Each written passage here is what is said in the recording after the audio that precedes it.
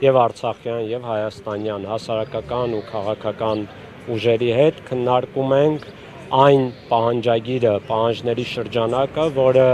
խորհուրդը հրապարակել է հանրահավաքի մասնակիցների անունից եւ քննարկում ենք, թե ինչպես կարող ենք համագործակցել գործնական առումով, որպեսզի այս պահանջների կյանքի ուղղությամբ գործնական քայլեր ունենանք։ Դա կլինի հանրային ակցիաներ կամ կլինեն քննարկումներ հրապարակային կամ ոչ հրապարակային, կլինեն մասնագիտական խորհրդատվություններ կամ այլ տիպի ծրագրեր, որոնք ավելի երկարաժամկետ կարող ենք իրագործել բոլոր հնարավոր ուժերի հետ։ Բայց մեզ համար նաև խորհրդանշական առումով կարևոր է, որ կա լայն համախմբում եւ այդ գործընթացն է առկա եւ արցախյան եւ հայաստանյան եւ սփյուռքյան կազմակերպությունների եւ ուժերի հետ, նրանք, որոնք կիսում են այս պահանջները, այս դրույթները, որոնք մենք հրապարակել ենք։ Պարոն Բեգլարյան, մինչ այստեղ դուք բարձրացնում եք արցախցիների հավաքական վերադարձի եւ այլ հարցեր,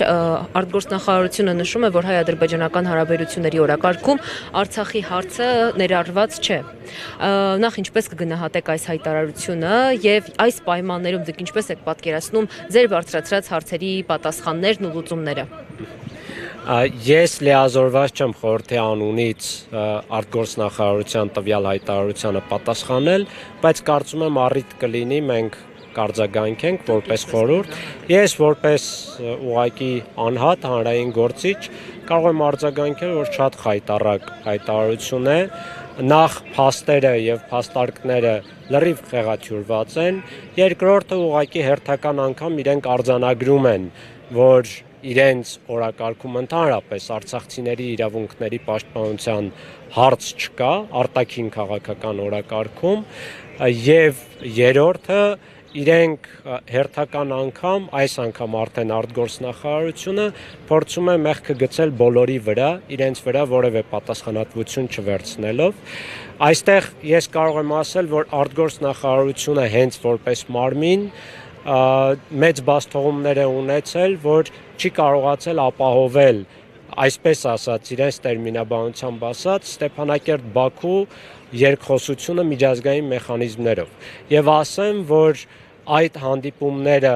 առաջինը Սոֆիայի մասով տեղի չի ունեցել 23 թվականի հունիսին, քանի որ միջազգային մեխանիզմ չկար, Ադրբեջանը պնդում էր երկկողմ հանդիպում, Հայաստանի Հանրապետությունը որևէ կերպ չի պնդել եւ չի աջակցել միջազգային մեխանիզմին, այնինչ իրենք էին դա հայտարարում, հիշում եք Միշելի գլխավորությամբ, տարբեր այլ ձևաչափերով եւ այլն։ Եվ մենք պահանջում էինք, որ պետք է լինի միջնորդների մասնակցությամբ միջազգային երաշխավորմամբ։ Երկրորդը, որը պետք է տեղի ունենար օգոստոսի 1-ին Բրատիսլավայում, մենք համաձայնվեցինք արցախյան կողմը նույնիսկ երկկողմ հանդիպմանը առանց միջազգային մեխանիզմի, ադրբեջանական կողմը հուլիսի 29-ին առևանգեց Վագիվ Խաչատրյանին Կարմիր խաչի մեքենայից, որպեսզի վիժեցնի բանակցությունները, նույնիսկ դրանից հետո մենք պատրաստ էինք գնալ հանդիպման եւ արցախյան կողմի ներկայացուցիչները մինչեւ հուլիսի 31-ը սպասում էին թռիչքին, տոմսերը գնաց։ Հուլիսի 31-ին ադրբեջանական կողմը չեղարկեց հանդիպումը առանց որևէ պատճառի։ Եվ այսքանը իմանալով Հայաստանի արտգործնախարարությունը ուղղակի գցում է արցախյան կողմի վրա։ Եվ հաջորդը լուծարման ճակերտավոր հրամանագիրն է, որը իրեն գիտեն, որ հակասահմանադրական է, Շահրամանյանը անձամբ հայտարարել է, որ հակասահմանադրական է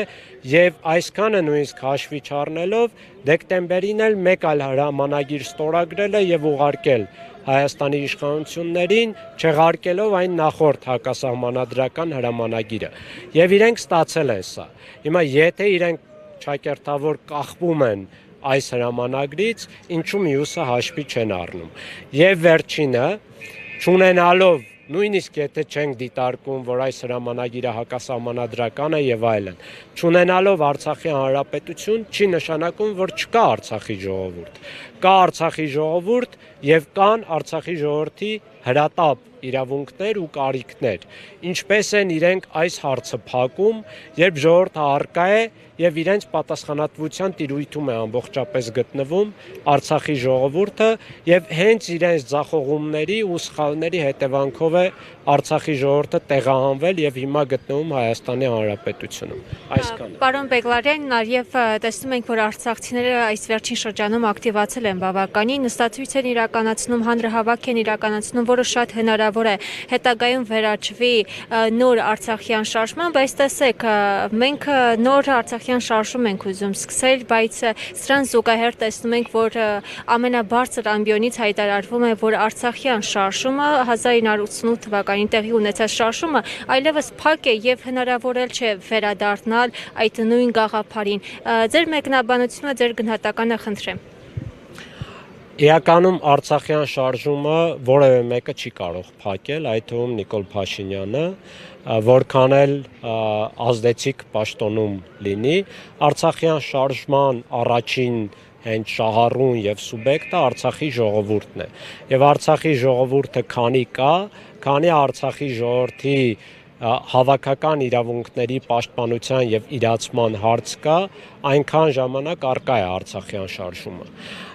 Իհարկե խիստ անցանկալի ու դատապարտելի է, որ Հայաստանի Հանրապետության իշխանությունները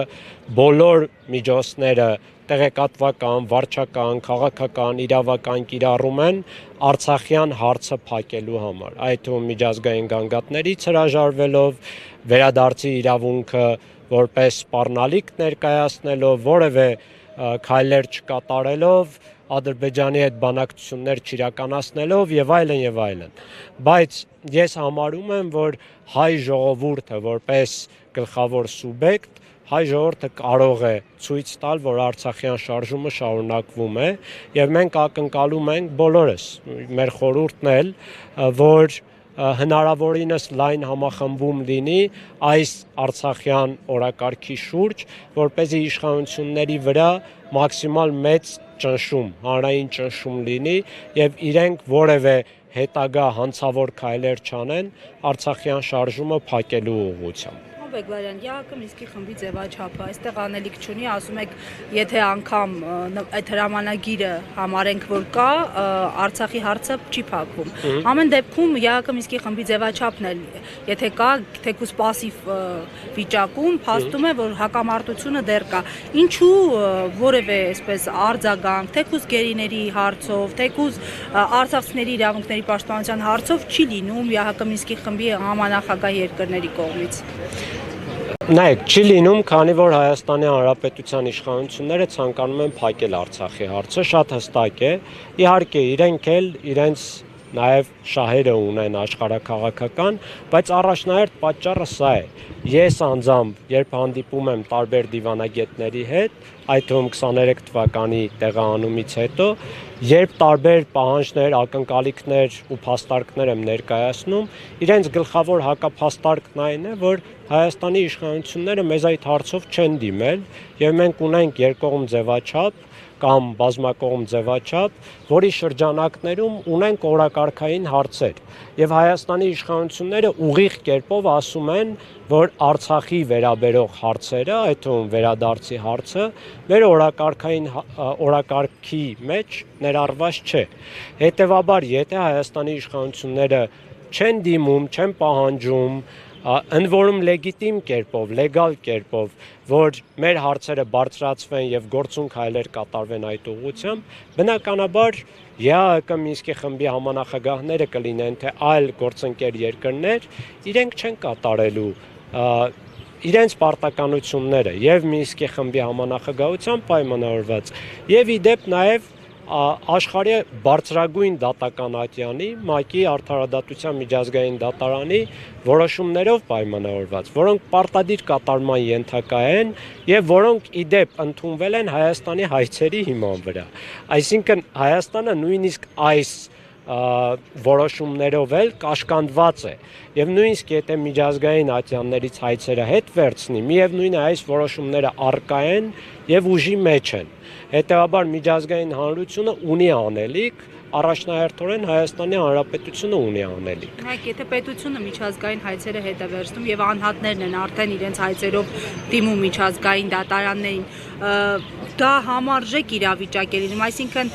նույն կերպ է ընկալվում միջազգային դատարանների կողմից, հանրության կողմից, թե պետության կողմից հնչեցված բարձրաձայնված գանգատներն առավել չի կարող համարժեք լինել, անհամեմատ ավելի ուժեղ են պետության հայցերն ու պետության հայցերի հիման վրա ընդունված միջազգային ատյանների որոշումները, ընդ որում հաշվի առեք, որ անհատները չեն կարող դիմել ՄԱԿ-ի արդարադատության միջազգային դատարան։ Սա միայն միջպետական գանգատների ներկայացման հնարավորություն ձևաչափ ունի, մենք կարող ենք դիմել միայն մարդու իրավունքների եվրոպական դատարան որպես անհատներ եւ ՄԱԿ-ի կիսադատական եւ ոչ դատական ատյաններ, որոնք